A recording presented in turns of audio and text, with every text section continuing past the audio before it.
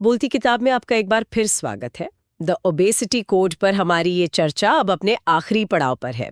हमें बहुत खुशी है कि आपको ये सीरीज पसंद आई और आपके कमेंट्स भी बहुत अच्छे थे। Thank you so much. ना बिल्कुल, सभी सुनने वालों का शुक्रिया। तो आज हम खास तौर पर अध्याय 20 पर ध्यान देंगे, यानी कब खाएं। हाँ, क्योंकि हमने पिछली बार बात की थी कि मोटापा सिर्फ कैलोरी का हिसाब नहीं है, हार्मोन्स खासकर इंसुलिन इसमें एक बड़ा रोल निभाते हैं। एग्जैक्टली।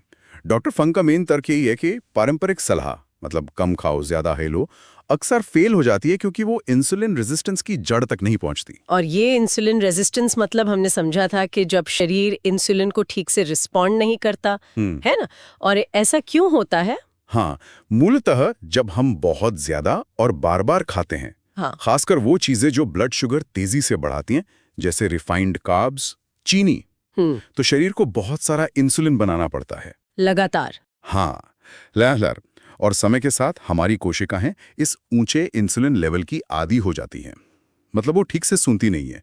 इसे ही इंसुलिन रेजिस्टेंस कहते हैं। और फिर शरीर और ज्यादा इंसुलिन बनाता है, एक साइकिल जैसा बन जाता है। बिल्कुल, एक दुष्चक्र।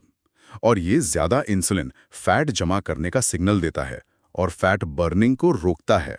नतीजा, वजन बढ़ता है और उसे कम करना बहुत मुश्किल हो जाता है। तो ठीक है, ये तो हुई इंसुलिन रेजिस्टेंस की बात। लेकिन अध्याय 20 खास तौर पर कब खाएं पर है। तो क्या सिर्फ क्या खाते हैं ये काफी नहीं है? कब खाना इतना जरूरी क्यों है? ये बहुत अच्छा सवाल है।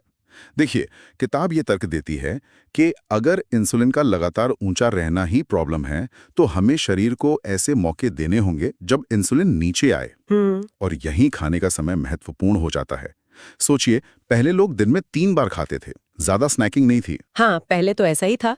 अब तो कई लोग दिन में 5-6 या उससे भी ज्यादा बार कुछ ना कुछ खाते रहते हैं। Breakfast, mid morning snack, lunch, tea time snack, dinner, सोने से पहले कुछ। सही बात है। इससे तो इंसुलिन को नीचे आने का मौका ही नहीं मिलता होगा। एग्जैक्टली। इंसुलिन लगभग पूरे दिन ही ऊंचा बना रहता है।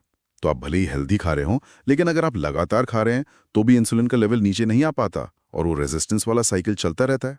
ओह, तो यहाँ पर क्या उपवास का रोल आता है?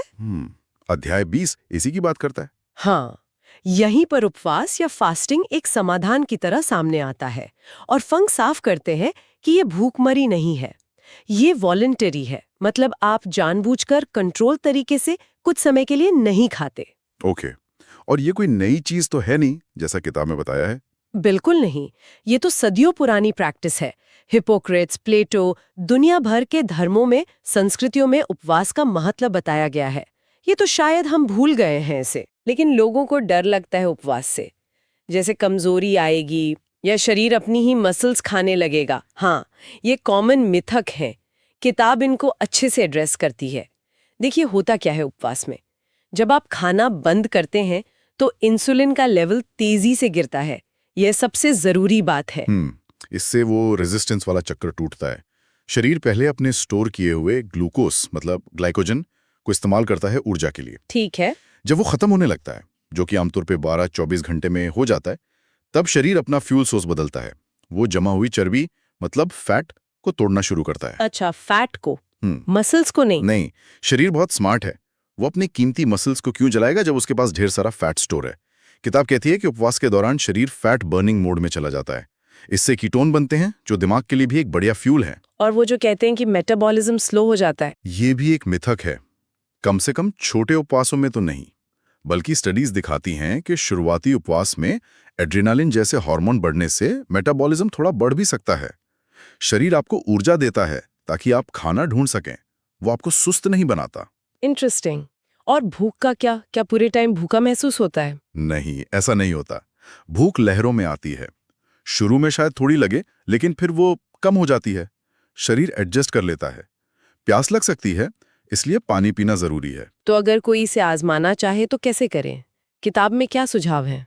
किताब में कई तरीके दिए हैं, जैसे इंटरमिटेंट फास्टिंग, जिसमें आप दिन के कुछ घंटे खाते हैं और बाकी 16-18 घंटे उपवास रखते हैं, या फिर हफ्ते में 1 या 2 दिन 24 घंटे का उपवास करना। और उपवास के दौरान क्या ले सकते हैं? पानी तो जरूरी है।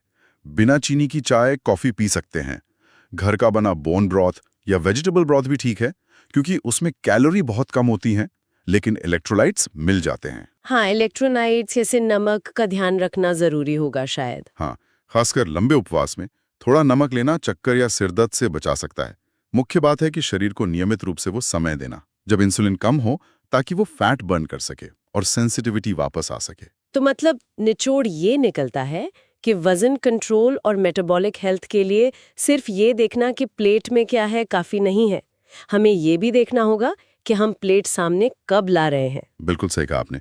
इंसुलिन को मैनेज करना कुंजी है और इसके लिए 2 चीजें करनी होंगी। क्या खाएं, मतलब चीनी रिफाइंड कार्ब्स कम करें, और कब खाएं, मतलब खाने के बीच में लंबा गैप दें, शायद उपवास के जरिए। ये पूरी चर्चा, खासकर ये इंसुलिन और खाने के समय वाला एंगल, सोचने का एक बिल्कुल नया नजरिया देता है मोटापे को लेकर। और अंत में एक विचार छोड़ जाता हूं सबके लिए, जो किताब से ही निकलता है। क्या उपवास, जिसे हम आजकल शायद एक चरम उपाय समझते हैं, वास्तव में हमारे खाने पीने का एक भूला हुआ स्वाभाविक हिस्सा है? क्या आज की दुनिया में, जहां खाना हर वक्त मौजूद है, जानबूझकर कुछ समय बिना खाए रहना हमारे मेटाबॉलिज्म को रीसेट करने का तरीका हो सकता है? जैसा किताब में कहा गया है, कुछ भी नया नहीं है सिवाय उसके जो भुला दिया गया है। वाकई सोचने वाली बात है। बहुत बहुत शुक्रिया इस पूरी जानकारी के लिए और इस सीरीज के लिए। मेरा सौभाग्य। और आप सब सुनने वालों का भी शुक्रिया, जो हमारे साथ बोलती किताब की इस यात्रा में जुड़े रहे। अगर आपको हमारा ये प्रयास पसंद आया तो प्लीज़ लाइक करें, सब्सक्राइब करें और कमेंट्स में हमें ज़रूर बताएं कि आप अगली कौन सी किताब पर चर्चा सुनना चाहेंगे। मिलते हैं अगले एपिसोड में।